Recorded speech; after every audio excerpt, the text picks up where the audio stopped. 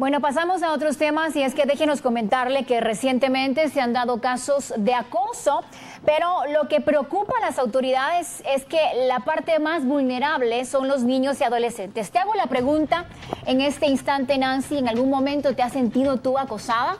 Bueno, definitivamente yo creo que esta es una situación que no solamente me ha pasado a mí, por ejemplo, cuando vamos en las calles, cuando vamos de repente, incluso en un restaurante, en el lugar que menos te lo imaginas y no digamos en un servicio de transporte público, que es en el caso donde se han registrado pues ya varios testimonios de mujeres que se han sentido acosadas. Incluso las denuncias han trascendido en busca de estas personas que buscan saciar, en este caso, sus deseos más bajos y lo hacen de una manera impertinente. Bajos instintos, como tú dices, esa es la palabra, y la inmoralidad que prevalece. Pero lo preocupante es que el 61% de todos estos casos que se investigan son en contra de menores de edad, que son los más y las más vulnerables. Tenemos en este caso la compañía de nuestra compañera periodista, Ligia Toledo, quien está justamente en este momento investigando este tema para que usted en casa tenga los datos y antecedentes que se deben perseguir y, por supuesto, que si usted ha sido víctima,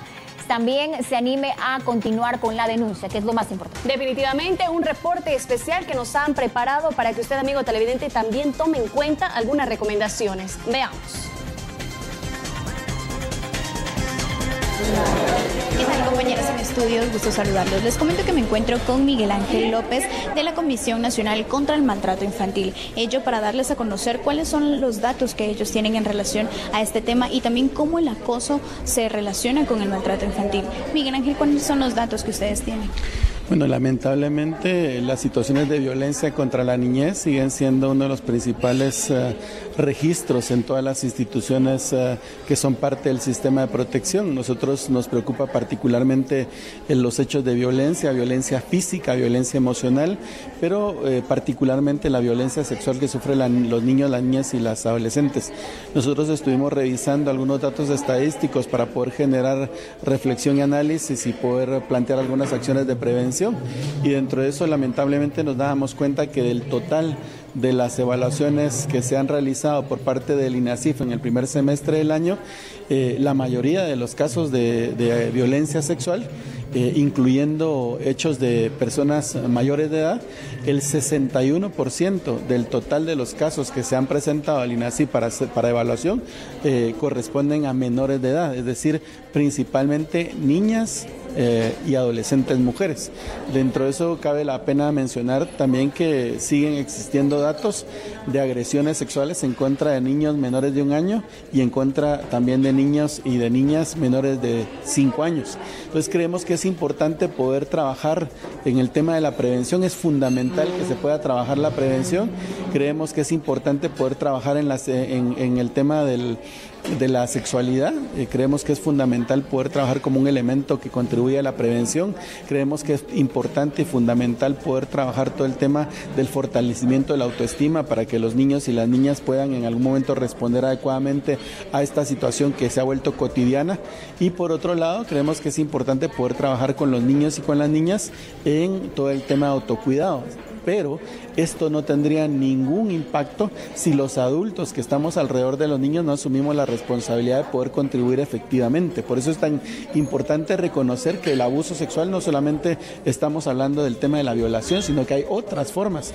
Por ejemplo, el mostrarse frente a un niño con o sin ropa, el en algún momento observar a un niño cuando se está bañando, cuando se está cambiando, con la intencionalidad de poderse gratificar sexualmente. Entonces, en ese sentido hemos tenido algunos hechos que no son aislados, diría yo, que en este momento los pudieron detectar, los pudieron comunicar a través de las redes, pero que no son hechos aislados. De manera cotidiana encontramos que hay tipos que a la hora de la salida de los niños de los establecimientos educativos tienen la costumbre de que se van a parar a veces, a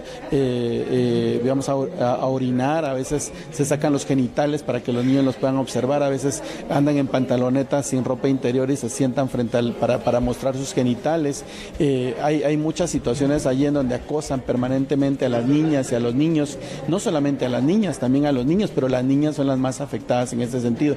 El problema es que vivimos en una sociedad que se acostumbra lamentablemente a este tipo de situaciones y que la rechaza de manera verbal, pero que no hace acciones concretas para poder prevenir que eso no vuelva a pasar. Como en algún momento, por ejemplo, se establece medidas para poder prevenir esto a la salida de los establecimientos educativos, como en algún momento se contribuye de manera efectiva para poder trabajar desde los establecimientos educativos con los padres, con las madres de familia. Creo que la comunidad educativa es fundamental que se involucre en este proceso. Creo que no es una acción de que el niño pueda defenderse, definitivamente que no podemos delegar toda la responsabilidad en el niño, sino que más bien yo creería que el Estado tiene una responsabilidad muy importante, creo que las familias y principalmente en este sentido los establecimientos educativos, pero también otras instituciones en donde los niños se presentan y lamentablemente siempre son acosados. ¿Cómo un padre puede educar a sus hijos, por ejemplo, con el caso de ayer que ya habíamos comentado de un hombre que se estaba masturbando afuera de un establecimiento público? ¿Cómo un padre puede educar a su hijo para que lo exprese y no tenga miedo a decir qué es lo que está viendo en las calles? Bueno, la confianza básicamente. Lamentablemente el tema de la sexualidad siempre se ha visto como un tabú, como algo sucio, como algo pecaminoso, como algo morboso, y al contrario es parte del desarrollo. Entonces esa parte del desconocimiento, del temor, del tabú que se maneja es el que aprovechan los agresores para poder hacer sus fechorías y de alguna manera facilitarlas con el silencio cómplice de muchas personas adultas y con el silencio por el temor de los niños y de las niñas. A veces cuando un niño comenta algo, cuando un niño dice algo para buscar apoyo, lo que menos hace es encontrar ese apoyo, ¿verdad? En el caso particularmente de la violencia sexual, se sigue ratificando que los principales agresores son miembros de la familia o gente muy cercana a la familia. Entonces, lo primero que hacemos los adultos es no creerles, es en algún momento cuando al final les creemos los culpamos, y en estos también creo que es importante porque muchos adultos, cuando estas personas se ponen alrededor de los establecimientos educativos, pueden decirle a los niños por qué pasaste por ahí, por qué lo hiciste, por qué no agarraste por otro lado, pero al final hay que reflexionar que esto lo único que hace es culpabilizar a los niños, hacerlos sentir mal y en algún momento contribuyen a que los niños pierdan la confianza de contar lo que les está pasando para poder encontrar realmente un apoyo que les permita no solamente que se les proteja, sino también que se eviten este tipo de situaciones, que haya reincidencia en este tipo de situaciones. Es fundamental que se pueda prevenir.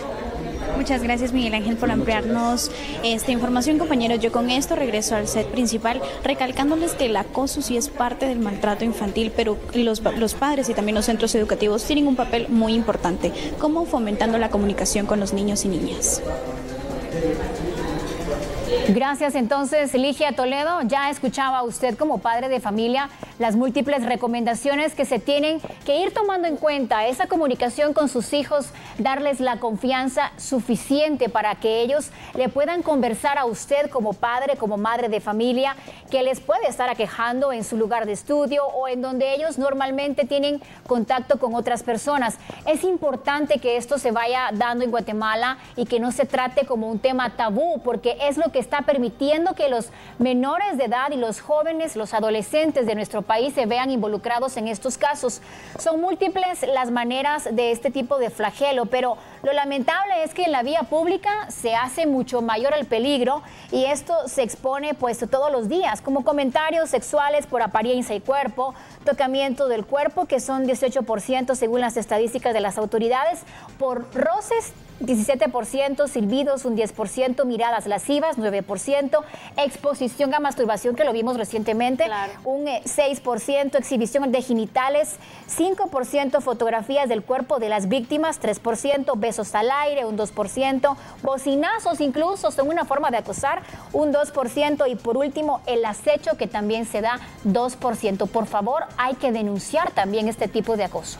Las estadísticas son realmente alarmantes. Ya el experto en materia nos daba a conocer en esta intervención que nos presentó nuestra periodista Ligia Toledo, que en este caso los adultos que muestran sus genitales frente a los menores incurren en este delito de acoso sexual. Y precisamente ayer le dábamos a conocer un caso que ocurrió en Villa Canales, cuando un hombre se masturbaba frente a un centro educativo y quedó grabado en cámara. Imagínense ustedes al tipo de exposiciones a las que se presentan diariamente por porque este es uno de los muchos casos. Ayer, por ejemplo, en la zona 12 de Villacanales le dábamos a conocer este caso. Pero lo peor de todo es que muchas veces las denuncias no trascienden. Solo en el 11 de abril del 2017 a febrero del 2018, los datos oficiales revelan que 47.759 casos de violencia contra la mujer se han registrado, porque recordemos también que el acoso es parte de violencia sexual, así como también se tiene contemplado en este caso 6.821 denuncias por violación ya concretas. En este caso también le vamos a dar a conocer las sentencias, son realmente muy pocas. La violación agravada en este caso eran 245 y 217 por agresión sexual, un total de 1.906 denuncias que han trascendido. ¿Y que tienen sentencia entonces? Que ha llegado a la judicatura. Claro. Bueno, así que ahí está la información, no hay que callar, hay que mencionarlo a las autoridades, darle seguimiento a estos casos para evitar que más personas sigan siendo justamente víctimas de estos casos de acoso, que al final es una manifestación de violencia.